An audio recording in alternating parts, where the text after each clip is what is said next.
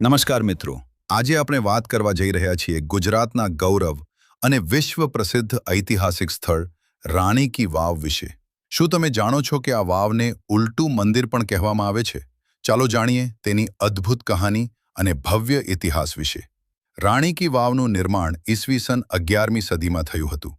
આ વાવનું નિર્માણ રાણી ઉદયમાતી એ પોતાના પતિ રાજા ભીમ પહેલીની યાદમાં કરાવ્યું હતું. ભીમદેવ પ્રથમ સોલંકી વંશના શક્તિશાળી રાજા હતા.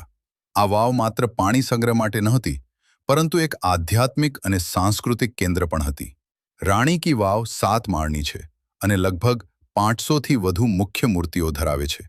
અહીં ભગવાન વિષ્ણુના દશાવતાર, અપ્સરાઓ અને અનેક દેવદેવીઓની અદ્ભુત કોતરણી જોવા મળે છે. જમીનમાં નીચે ઉતરતી તેની રચના કારણે તેને ઉલટું મંદિર કહેવામાં આવે છે. દરેક સ્તંભ અને દિવાલ પરની શિલ્પકલા સોલંકી યુગની કળાનું જીવંત ઉદાહરણ છે.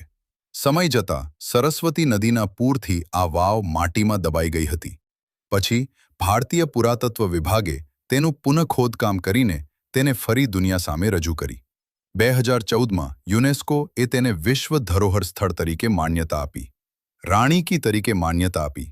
રાણી કી વાવ માત્ર એક વાવ નથી, તે ગુજરાતની શાન અને ભારતીય કળાનું અનમોલ રત્ન છે. જો વિડીયો ગમ્યો હોય તો લાઇક, શેર અને સબસ્ક્રાઇબ જરૂર કરશો.